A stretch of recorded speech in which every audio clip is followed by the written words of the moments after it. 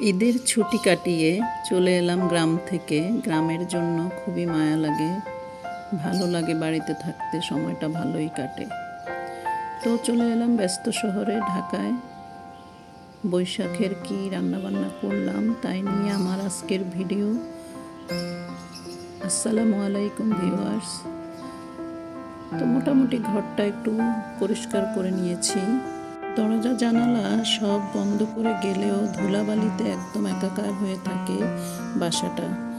তারপরে সব কিছু পরিষ্কার করেই, বুয়া তো আর সময় মতো আসে না, বুয়ার ইচ্ছে মতোই আসে।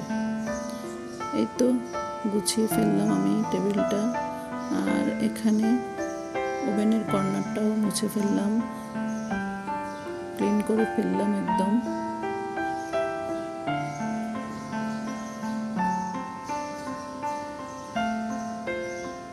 ঈদের ছুটি নিয়েও আজকাল ট্রল করা হয়। সোশ্যাল মিডিয়াতে দেখলাম যে এটা নিয়েও ট্রল হচ্ছে যে ঈদের ছুটি শেষ।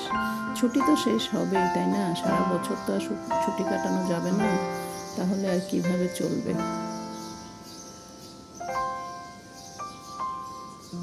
সব কিছুই তার নিয়ম মতো চলবে। ছুটি শুরু হবে, ছুটি শেষ হবে, তারপরে আবার কর্মব্যস্ত জীবন শুরু হয়ে যাবে। আর এবার তো গরম যেভাবে এখনই পড়তেছে, কিভাবে যে এই গরমের দিনগুলো কাটাবো তাই ভাবছি।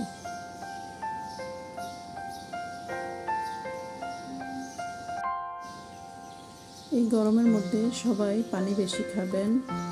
এই তো রান্নাটা বসিয়ে দিলাম, ভাত চাপিয়ে দিয়েছি চুলায়।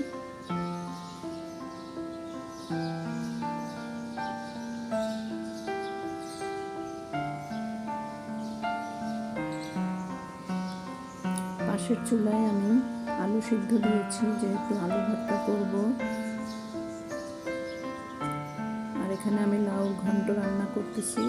রুই মাছের মাথাগুলো কষিয়ে নিয়েছি ভালো করে, তারপরে লাউ কুটে দিয়ে দিলাম, সাথে দিয়ে দিলাম 5-6টা কাঁচামরিচ ফালি করে, আর অন্যান্য সব মশলা তো আছেই।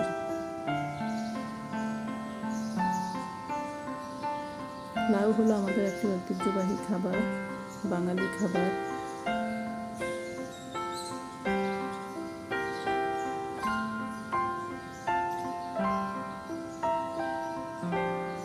এখানে ইলিশ মাছটা আমি পরিষ্কার করে নেব।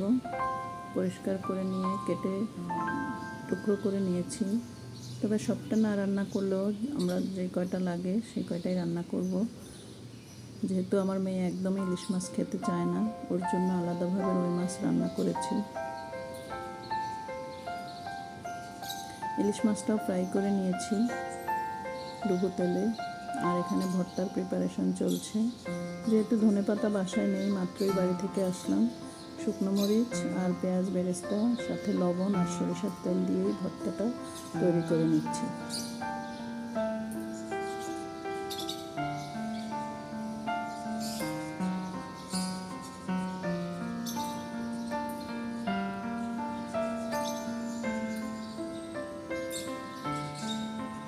তারপর সবার ঈদ কেমন কাটলো জানাবেন কমেন্ট করে।